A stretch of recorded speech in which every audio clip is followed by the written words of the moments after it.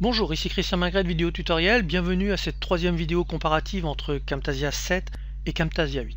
Aujourd'hui, j'aimerais vous parler d'un outil qui existait dans Camtasia 7 et qui n'existe plus dans Camtasia 8.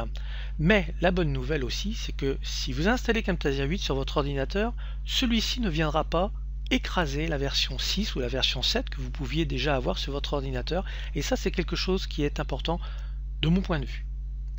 Je vais vous montrer quel outil j'utilisais et qui n'existe plus dans Camtasia 8. Il faut savoir que quand je fais des conférences, j'enregistre toujours ces conférences, qu'il y ait 2 ou 3 personnes parce que ce sont des clients qui m'ont posé des questions à peu près similaires, ou qu'il y ait une trentaine ou quarantaine de personnes, j'enregistre toujours cette conférence pour pouvoir ensuite la mettre à disposition de mes clients. Le seul souci quand on fait des conférences, c'est que celles-ci peuvent durer entre 40 minutes et 2 heures.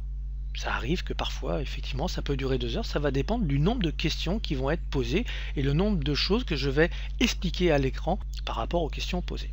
Une fois que cette conférence est enregistrée, il est très délicat de remettre cette conférence en ligne sous cette forme. Et il y a quelque chose que j'aime beaucoup avec Camtasia 7, que l'on ne retrouve plus dans Camtasia 8, et je vais vous montrer ce qu'il en est. Ce que vous avez devant vous, c'est une conférence de 40 minutes. Cette conférence, je l'ai détaillée en 9 points. Une présentation, c'est-à-dire l'introduction, question-réponse qui va être la conclusion, et entre les deux, 7 dossiers, découverte du dossier, découverte du diaporama, etc.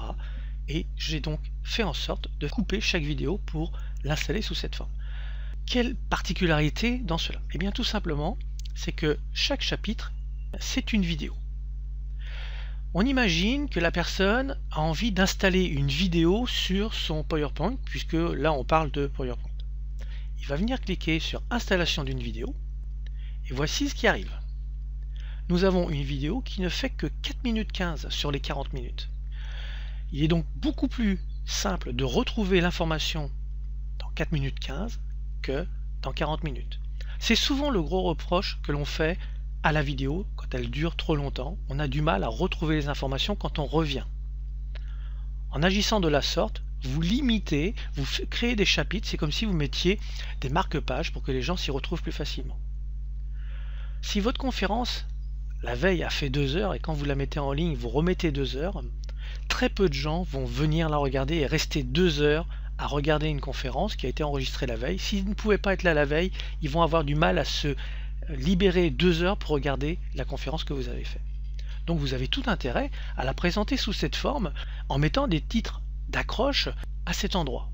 Ainsi la personne va être titillée par ce que vous avez mis et va se dire oh ça m'intéresse, création de la vidéo avec PowerPoint, comment est-ce qu'il fait, etc. Et donc il va venir à cliquer, il va voir que la vidéo fait que 3 minutes, il va regarder la vidéo qui fait 3 minutes. Ça c'est quelque chose de très intéressant. On va revenir maintenant dans Camtasia 7 et Camtasia 8 et je vais vous montrer où se trouve cet outil dans Camtasia 7. Vous allez dans Outils ou dans Tools, vous descendez Studio Tool et vous avez Camtasia Théâtre. Si je vais dans la partie Camtasia 8, Tool, Studio Tool, il n'existe plus. Alors peut-être qu'il va revenir, peut-être que dans les prochaines versions ils vont le réinstaller, mais pour l'instant il ne fonctionne pas, il n'est pas en place. Donc comment est-ce que je procède? Je travaille avec Camtasia 8, je fais toutes mes animations, et une fois que j'ai fait mes animations, je coupe chaque partie, chaque chapitre, pour en faire une vidéo unique, et ensuite je vais ouvrir mon Camtasia 7, Tool, Studio Tool, Camtasia Théâtre, et je fais le montage de ce que je veux présenter.